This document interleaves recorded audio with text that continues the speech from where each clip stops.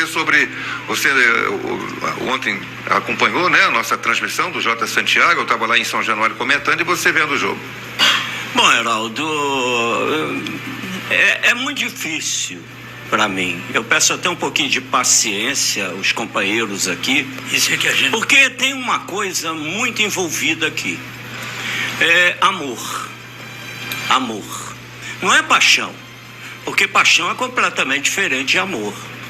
Quando a gente ama, a gente tem momentos de lucidez, a gente não é passional. Porque quando você coloca a paixão à frente, a coisa não funciona legal. O torcedor, de uma maneira geral, ele pode mudar de tudo. Muda de casa, de mulher, de carro, de roupa, muda de tudo. Mas de time ele não consegue. É impossível acontecer isso. Quem diz que mudou de time é mentiroso. E a gente vê ao longo dos anos, bota 15 anos para cá, o Vasco, eu sei do gigantismo do Vasco, porque eu e a maioria dos torcedores, aproximadamente 20 milhões, que à medida que o tempo for passando vai diminuindo, mesmo a população aumentando. A dor tem um motivo. O motivo chama-se Eurico Miranda, que teve um momento maravilhoso no Vasco, mas depois passou a administrar o Vasco como se o Vasco fosse o quintal da casa dele. E aí surge dentro de São Januário facções. Aí desde o momento que a tua casa passa a ser dividida, não tem como ela prosperar. E o retrato do Vasco até hoje são facções. O exemplo disso são as eleições do Vasco. As eleições do Vasco é tudo caso de polícia. Quem ganha, na verdade, Geraldo, perde. Desculpe se eu estou me alongando, até para chegar no ponto de que aonde a gente chegou. Então, ao longo dos anos, está aí vários e vários rebaixamentos e o Vasco penando. Seus torcedores revoltados. Como é que um pai pode dar uma camisa de presente para um filho hoje?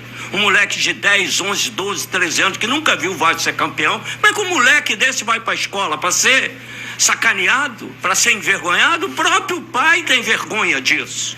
Não, você que sabe a história do Vasco, você que sabe o gigante que o Vasco foi, porque hoje não é mais, essa é a verdade. O time é uma porcaria, o time é uma bosta.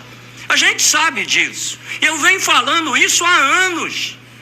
Eu tenho amor ao Vasco. Eu sei da grandeza porque eu vivi isso. Eu não sou apaixonado pelo Vasco. Eu estou falando racionalmente. E aí o que acontece? A gente chega aonde chegou. Desastre, desastre, desastre. Aí, entre aspas, todo mundo espera que ao se profissionalizar vir uma SAF, eis que o Vasco vai ter jeito, vai deixar de ser dividido. Porque não vai deixar não. Lá dentro do Vasco continuam as divisões. Ou vocês acham que aquilo que aconteceu no jogo passado lá em São Januário, aquilo é armado? Aquilo são já determinados compartimentos dentro do Vasco que já está esperando a brecha para criar tumulto.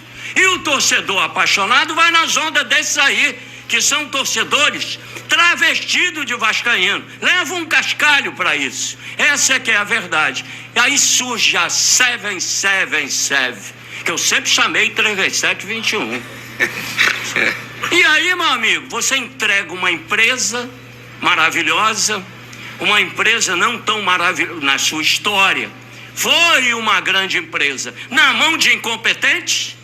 É isso aí, malandro, Heraldo, eu vi ontem a coletiva dos caras. Eu tenho vergonha de profissionais como aquele e depois fazer uma coletiva e dizer, olha, nós estamos trabalhando, nós vamos fazer alguma coisa.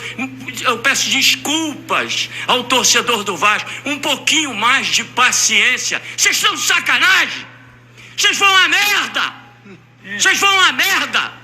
Porque isso não é papel de homem. Tenham vergonha na cara. Assumam a incompetência. É sim a 777 a culpada, porque delegou poderes para pessoas incompetentes, que não sabem dirigir uma grande empresa como é o Clube de Regata Vasco da Gama, que como o time hoje é uma bosta, sim. E não tem como. Eu não vejo como, a não ser que hajam mudanças extremamente radicais, que se contrate outros jogadores. Vocês querem colocar no que o Vasco tem de melhor, que são os seus garotos, são os jovens talentosos que o Vasco tem na sua base. Mas vem cá, tu quer jogar a responsabilidade para eles? No momento em que alguns jogadores cascudos... O Vasco não tem nem meia, porra. Nem meia tem. Pergunta o Gerson aqui, que é o maior especialista mundial de meio campo. Sabe como é que o time pode jogar sem meio campo? O Vasco joga assim um tempão. É uma zona, é uma bagunça. E pedir paciência ao torcedor do Vasco. Vocês deviam ter vergonha na cara e pedir demissão. E a Seven tem obrigação. Porque depois, os que são passionais, não os que têm amor, vão, malandro, de repente, fazer alguma coisa que a paixão faz. Você fica irracional. Aí depois Heraldo, eu já vi pessoas matarem uma outra e 10 segundos depois se arrepender. É aquele momento, aquele violenta emoção, que eu sempre falei isso, que é num segundo que você perde a razão e depois você se arrepende, mas aí já é tarde. Então, pelo amor de Deus, peçam demissão, que o Vasco contrate um técnico que venha para segurar alguma coisa. Olha, eu vou dar até um exemplo, vou dar até uma piruada. São 18 aqui. Dias sem técnico. Eu vou dar uma piruada. Tá aqui o Felipe e tá aí o Pedrinho, que são dois ídolos do Vasco. São duas pessoas. Olha, pelo amor de Deus, Heraldo, é apenas uma sugestão. Num momento para apagar esse fogo. Pelo menos o Felipe e o Pedrinho, que tem a alma áurea do Vasco, vão ser respeitados pelos torcedores. E aí, de repente, vai ter um pouquinho de tempo para trabalhar. Próprio o lateral foi técnico do Vasco, campeão do mundo, Jorginho. Numa hora dessa, Heraldo, tu tem que pegar alguém para apagar o fogo. Porque o que está lá dentro de São Januário, como é que você vai escapar do rebaixamento? São 42 pontos disputados, o Vasco só ganhou 9, porra. Isso é uma vergonha, nem time de pelada é isso aí. Eu lamento dizer isso, Heraldo, porque eu tenho amor, eu tenho respeito. Eu não tenho paixão pelo Clube Regata Vasco da Gama, não posso ter. Eu sou um comentarista de futebol. E eu vim aqui agora, em quem eu amo, elogiar, nesse momento, que é um retrato dos últimos 15 anos. Tá vendo aí? O que é uma casa dividida? Esse é o retrato do Vasco. O meu respeito a você, torcedor do Vasco, a você que tem um filho vascaíno. Tomara que isso passe rapidamente, porque ninguém aguenta mais. Eu não aguento mais, Heraldo. E peço, pelo amor de Deus, a direção da Super Rádio Tupi que me tire de jogos do Vasco, porque é difícil aturar uma desgraça dessa sem ter tomar um partido, Heraldo. Eu vou tomar partido do Vasco, do Botafogo, principalmente do Flamengo, do Fluminense, mas em se tratando de Clube Regata Vasco da Gama e Botafogo, não tem como deixar minha paixão e amor muito grande que eu tenho por esses dois clubes. Tá aí, emocionada, explosão. Será que esse desabafo chega à direção do Vasco? Lágrimas nos olhos, a gente está vendo aqui do Dé. Principalmente ao Abel. Tomara que chegue. Que é jogador, né?